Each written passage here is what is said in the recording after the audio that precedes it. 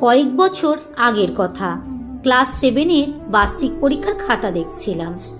খাতা দেখা প্রায় শেষ হয়েই গেছে, আর কয়েকটা খাতা দেখলেই খাতা দেখা শেষ হয়ে যাবে।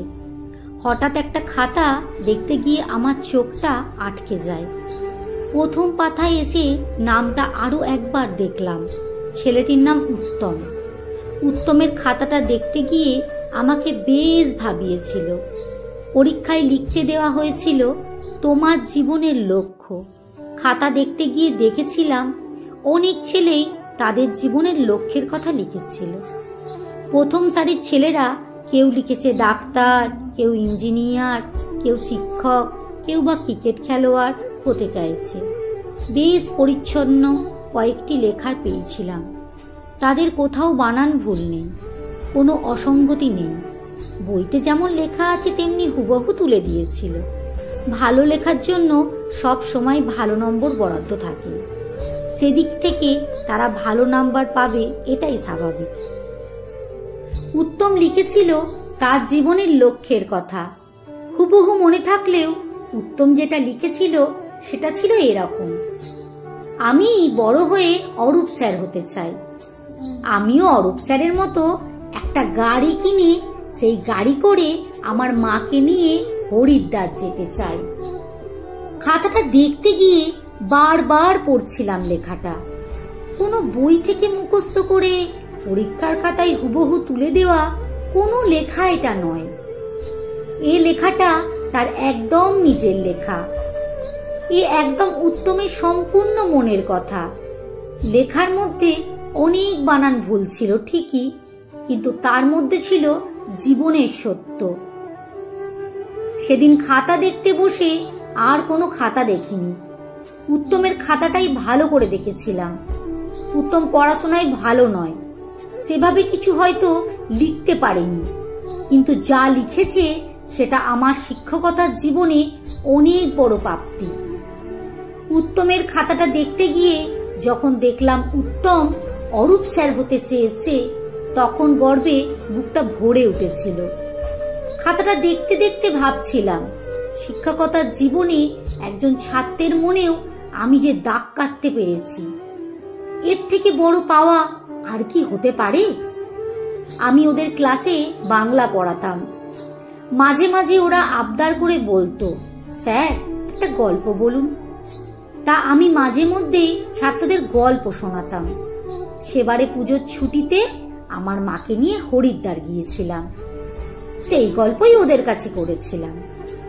বলেছিলাম, তোমরাও ভালো করে পড়াশোনা করলে বড় হয়ে কত জায়গায় ঘুরতে বেড়াতে পারবে। এখন যেমন বাবা মা তোমাদেরকে সঙ্গে নিয়ে যায়, বড় হয়ে তোমরাও বাবা মাকে সঙ্গে নিয়ে ঘুরবে। নিজের গাড়ি থাকলে সেখানে মন চাইবে সেখানেই যেতে পারবে। উত্তম সেই কথাগুলো মাথায় রেখে পরীক্ষার খাতায় লিখে দিয়েছিল। মূল্যায়ন করতে গিয়ে উত্তমকে হয়তো খুব একটা বেশি নম্বর দিতে পারিনি সেদিন। মনে মনে ওকে 10-এ 10 দিয়েছিলাম। তারপর থেকে উত্তম আমার কাছে আরো প্রিয় হয়ে গেল। পরে উত্তমকে জিজ্ঞেস করেছিলাম, পরীক্ষার খাতায় কি লিখেছিস যেন? অরূপ স্যার হতে চাস তাই না? ও বলেছিল, স্যার আপনার মতো হতে চাই। তারপর থেকে কয়েক বছর কেটে গেছে। উত্তম স্কুল ছেড়ে চলে গেছে। ক্লাস 10-এ উঠে কয়েকদিন অবশ্য স্কুল এসছিল, তারপর আর স্কুল আসেনি। মাধ্যমিক পরীক্ষাটা না দিয়েই পড়া ছেড়ে দিয়েছিল। আমি অন্য ছেলেদের কাছ থেকে খোঁজ নিয়েছিলাম উত্তম কেন আর স্কুল আসছে না। শুনেছিলাম উত্তম পড়া ছেড়ে দিয়েছে, ও আর পড়বে না। আমি ওকে ডেকে পাঠিয়েছিলাম, ও আসেনি আর। তারপর থেকে উত্তম মনের মধ্যেই রয়ে গেল আমার। কিছুদিন আগে কলকাতায় গিয়েছিলাম একটা দরকারে। সকালে ট্রেন ধরার জন্য আমার ছেলে বাইকে চাপিয়ে স্টেশনে পৌঁছে দিয়ে গিয়েছিল। বিকেলে যখন ফিরলাম তখন প্রায় 4:30 হবে। ছেলেকে বাইক নিয়ে আসতে বলা দরকার নেই বলেই মনে করলাম। ভাবলাম টোটো করেই চলে যায়। স্টেশন চত্বর থেকে বেরিয়ে এসে টোটোতে উঠতে যাব। দেখি আমার ছাত্র উত্তম। উত্তম আমাকে দেখেই জিজ্ঞেস করলো, স্যার ভালো আছেন? আরে তুই? হ্যাঁ স্যার, 2 বছর হয়ে গেল টোটো চালাচ্ছি। আগে দেখিনি তো কখনো। আপনি হয়তো খেয়াল করেননি, আমি আপনাকে প্রায় এখানে দেখি। কথাগুলো বলতে বলতে আরো 3 জন প্যাসেঞ্জার চলে এলো। উত্তম বলল, স্যার আপনি না সামনের সিটটায় চলে আসুন। আমি সামনের সিটে গিয়ে উত্তমের পাশেই বসলাম। পিছনে 4 জন প্যাসেঞ্জার হয়ে যেতেই ও টোটো চালাতে শুরু করে দিল। তারপর নানান কথা, স্কুলের অন্য স্যারদের কথা জানতে চাইল। নিজে থেকেই বলল, স্যার স্কুল ছেড়েছি 11-12 বছর হয়ে গেল। আপনি স্যার আগের মতোই রয়ে গেছেন। আমি বললাম, আমার কথা ছাড়, তোর আর খবর বল। অনেকদিন পর তোকে দেখছি। আমার তো আলাদা কোনো খবর নেই, এই তো টোটো চালাই, এতেই যা হয় আপনাদের আশীর্বাদে চলে যায়। 1 বছর হলো বিয়ে করেছি। বাবা তো ছোটবেলাতেই মারা গিয়েছিল, আর মাও চলে গেল বছর 3 আগে। উত্তমের কথাগুলো আমাকে বলছে পিছন থেকে একজন বলে উঠল, এই টোটো থামো।